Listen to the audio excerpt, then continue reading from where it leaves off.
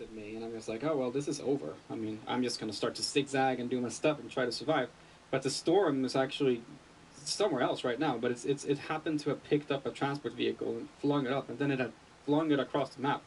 I'm just running there, and all of a sudden we just see like, and he just lands on the sniper, and it's like, yes.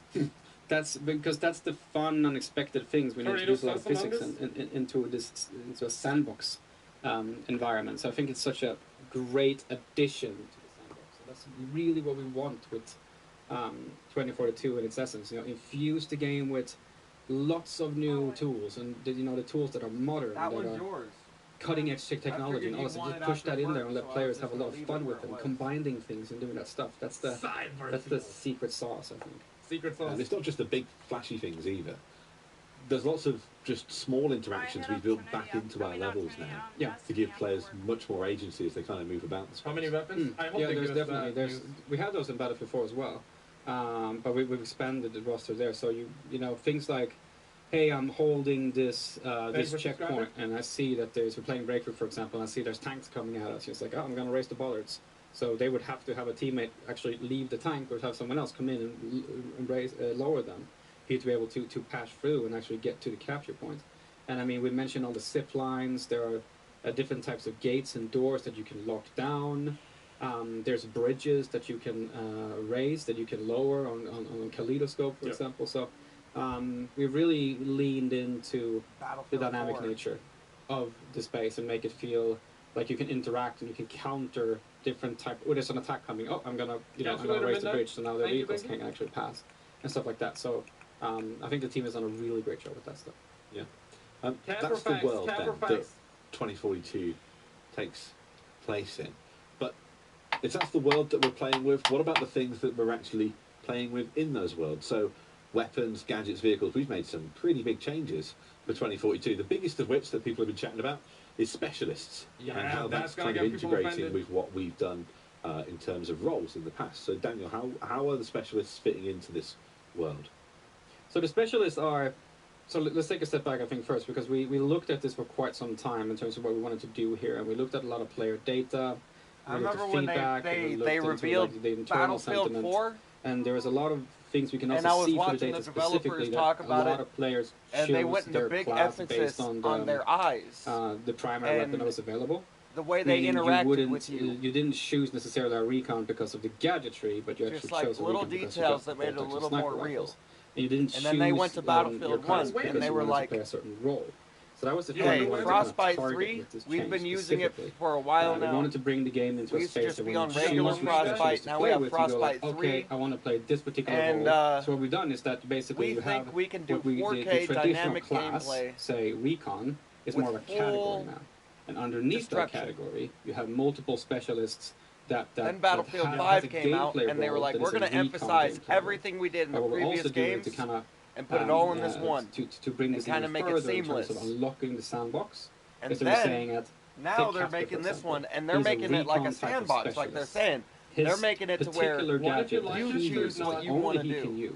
You choose if you want to go to that part of the map where there's going to be cluster fights going on. You choose if you go to that part of the map where there's going to be crazy verticality because of the crazy high buildings. Whatever you want to put on Casper, you choose if a rocket launcher on Casper to if you want to change your weapons in game. The recon drone, you could be standing in an elevator on the bottom floor, going up, away from that space and then you could change like your scope, your silencer, your grip. On certain you could change all the aspects of your gun. One class being played, the one that can counter vehicles. But now you choose your gameplay role, and then we have a whole array of open gadgetry that you can just freely choose from.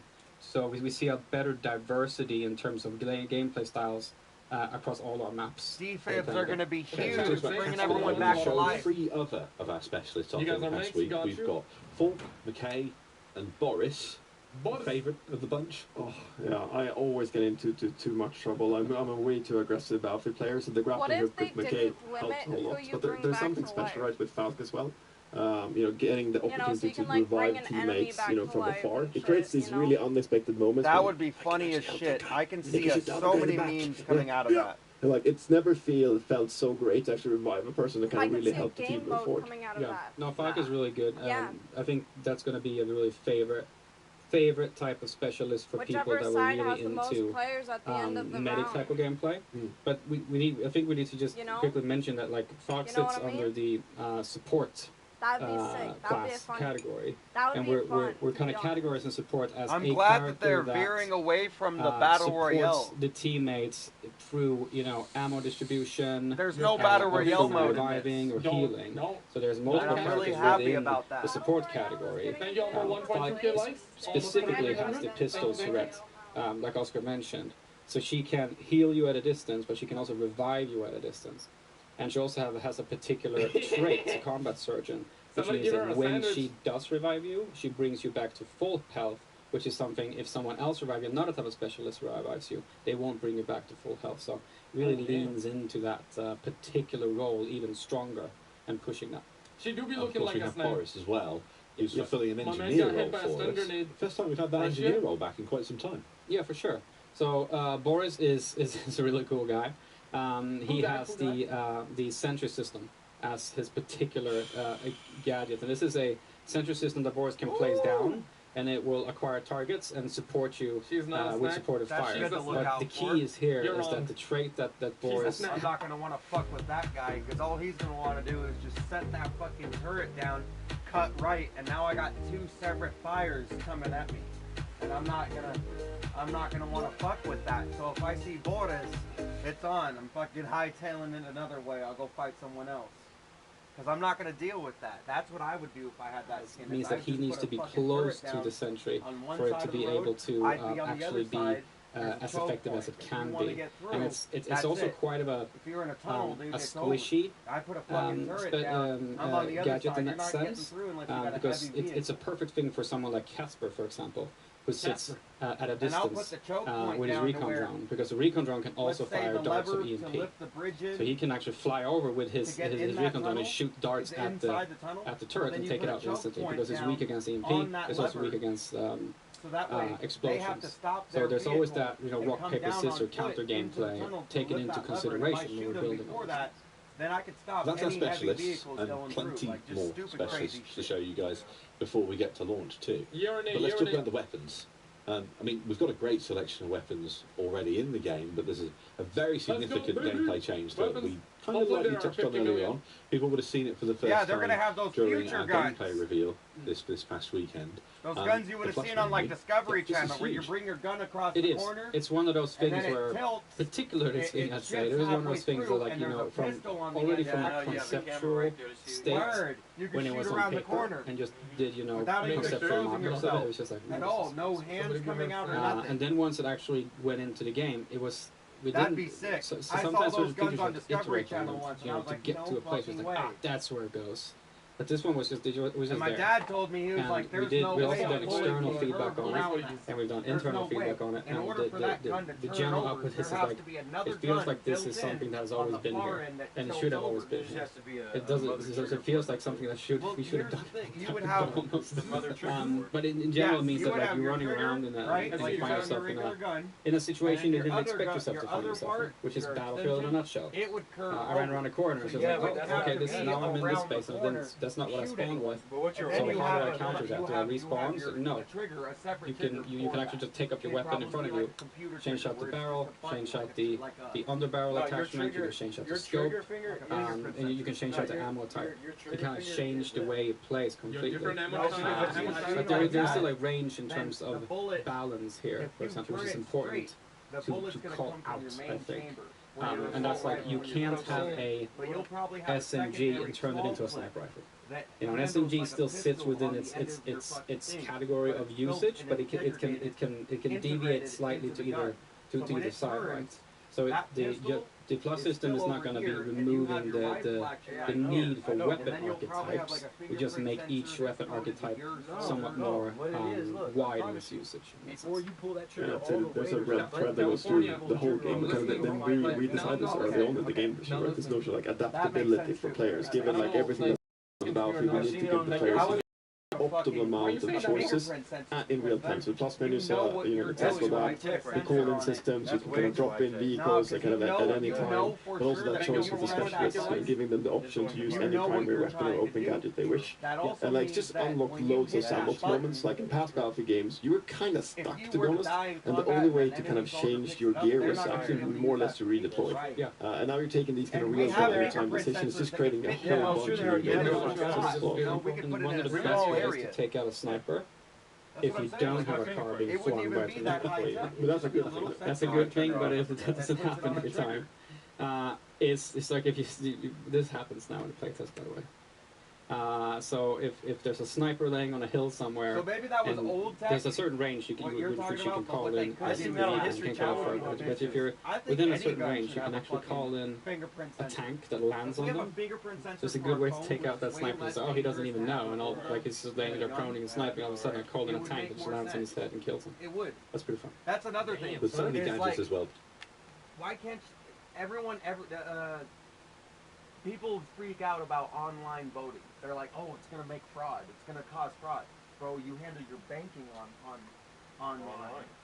Is that less important than who's running the country? A huge stack of money that's in your fucking pocket, bro? Like, that does get stolen? Right. I don't understand. Like, what the fuck is your issue? Just fucking either make it not online or make it online and give everyone like a fucking a barcode based on their DNA. Because DNA don't change. Even if you use your hand and your fingerprint. That goes into the mark of the beast and shit. Yeah, that's all right. I'm not taking no more. I understand that, but that once you get an ID, like a real ID, they already have your irises. On the photo right there, they have your irises. They do. When you put your fingerprint in a phone, you don't think that they have every they have so if they already have it down to that basis, and let's say you have bad medical issues and they already have your DNA, or you've been through the system and they find your DNA that way, well, bro, what's the fucking difference? Everyone should have their own barcode to a certain extent. It's not going to be universal for everything you do. So basic but certain aspects of your life, yeah, it makes it easier. It makes it so simple for you to get your birth certificate. That's literally what your fingerprints are. Oh, my birth certificate going to be over at my wife's wouldn't that make it so much better, though? So much better. You could have had it handed to you right here at the office if they had it like that. You know what I mean? That is true. Deadass, I wouldn't have had to go through all that bullshit. That's what I'm saying. Like, there's just certain things that there's quality of lives that's made better if they do it. But then people are so fucking paranoid about it that you're gonna have a fucking Alexa in your house that listens into everything. How are you this fucking retarded? It does not compute to me. I have a mic going 24/7 on this bitch. 24/7. Even if it's off or in rest mode, this mic, it has power to it. That means it is running. That means they could tap into it. I am not caring at all. I'm not doing nothing to care. Maybe cartels shouldn't get their fucking DNA fucking done. I get that, but everyone else, man, like mom, dad, and grandpa, and the kids. Well, that's the point of people getting their DNA and shit done, so that the cartels get fucking collapsed. But you know, but then there goes your cheap weed too, which is kind of a fucker deal. But I mean, I don't think weed's gonna get too much cheaper anyway. You can only make something so cheap. No, because they're gonna industrialize if it goes fucking... Where'd that lighter go? No, why do you keep ignoring me, man? See, that's that bullshit. Okay. You wanna do that? I'm just gonna shut up and fucking phone.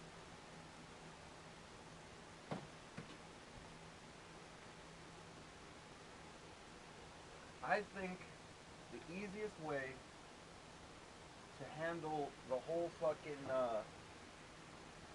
like fraud thing is make it as not as unique as your eyeball, not as unique as your thumb, because anyone can fucking watch one of those dumbass spy movies and trick a computer. Because so it's what, not that hard to trick a computer. Everyone get a barcode tattooed on their wrist or something? You get pricked. It's gonna be like the fucking mark of the beast. No, No. You get pricked, right? Yeah. You get pricked in your fucking in your finger. They get your DNA sample. Now they get your fingerprints, your eyeball scanned, the whole works, right? Now they already want to put microchips in people. Hear me out. They already want to put microchips in people, not to track them or anything. They want to put microchips in people to fucking. You cannot buy, sell, or trade without it. Look what Elon Musk. Elon Musk is private, bro. He's not part of the government. He's not part of nothing. Right. He's a private scientist, and a brilliant man. That in the beginning, all he thought about was, I'm gonna have a bookstore online. Who the fuck's gonna read a book online? Look what happened though. Everybody. Look what happened, okay? He's not like the rest of them. Elon Musk is a weird dude, but he's not like the rest of them. He'll tell you right now, AI is going to be the death of us.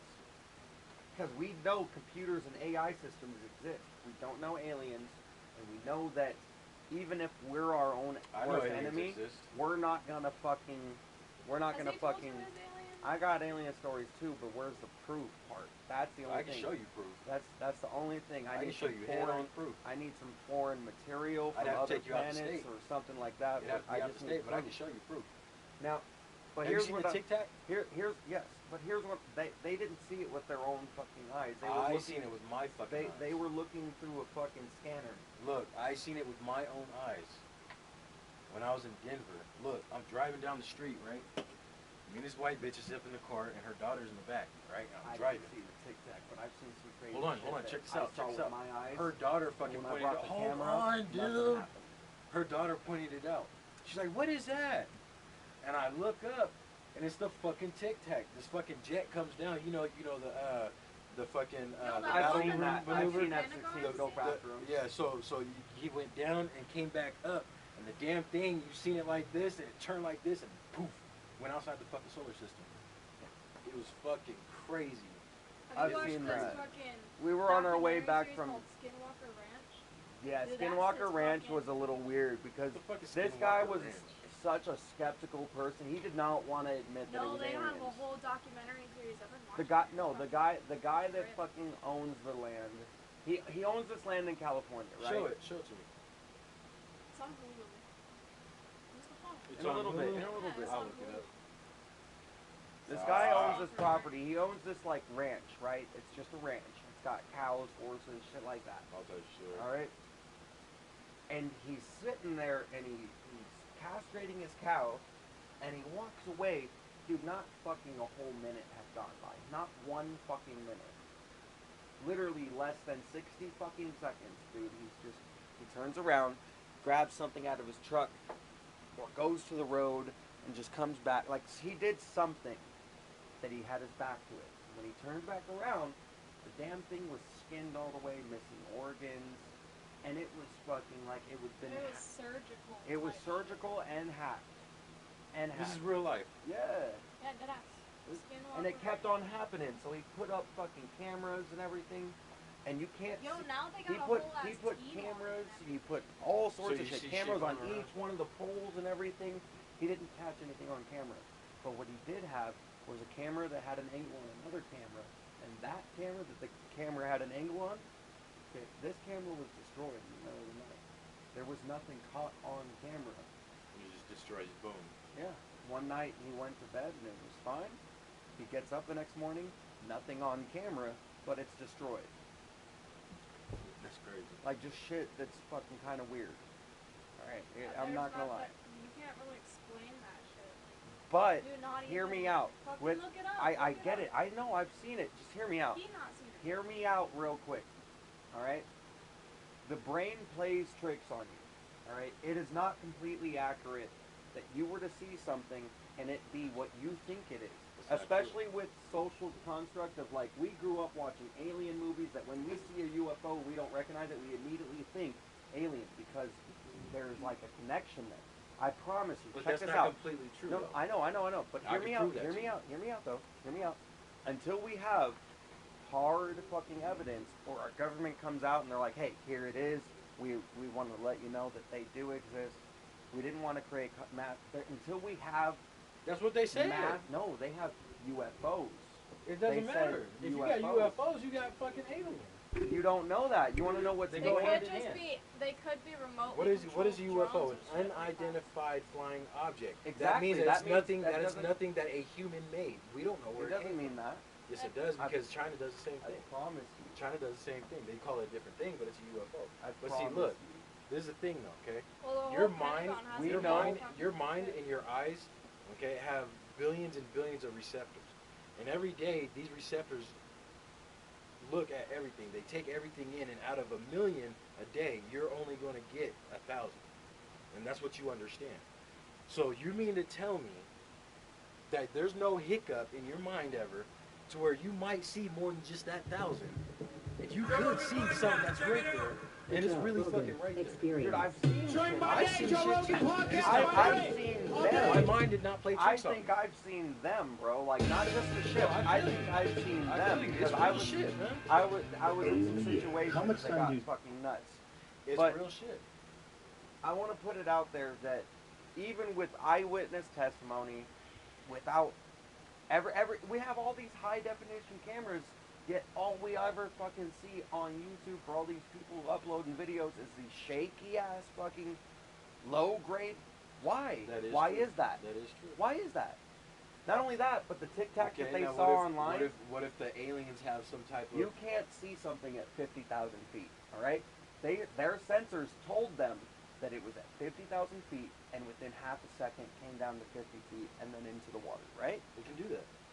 You can't see that with your eye, but their sensors told them. Not that quick, fuck no. There's no way. But their sensors told them that that's what happened. Well, did you calibrate your sensors right? Right. I'll give you a key example. Back in the day, Planet X, right? I know. They were looking for Planet X. They found this planet, this planet, this planet, and then they found Pluto, and then the Planet X thing kind of vanished, right? Now they have the Planet X coming back, but they call it something else. Well, they were saying that every planet, as it was orbiting the sun, all had this weird pull on them from other planets further away. So as they discovered the way they did the math on how it was being pulled, and kind of put the math down on with it being how far away it is and where the sun is, where its orbital path is, and then they found it. But it took them a while because they were looking for Planet X. That one fucking telescope on Earth had some sort of little ass part change, and it changed the results because it wasn't exact anymore. Sure. And it would make sense. Looking for Planet X when really it was really just Pluto. And then Pluto wasn't even a planet. It was like a whole, it was the biggest piece of a whole cluster on a belt, to be honest. And now it's gone. Well, Pluto's still there. It's just dead, small. though. It's dead. No, it's just small. Looking at random leaves on television shows to recognize that it's a fake pattern, not created by the wind. That actually died. No, I just, you look at scenes from Walking Dead, and they enter this deserted town, as so many towns are when zombies... No, I've been out of the loop, and as far as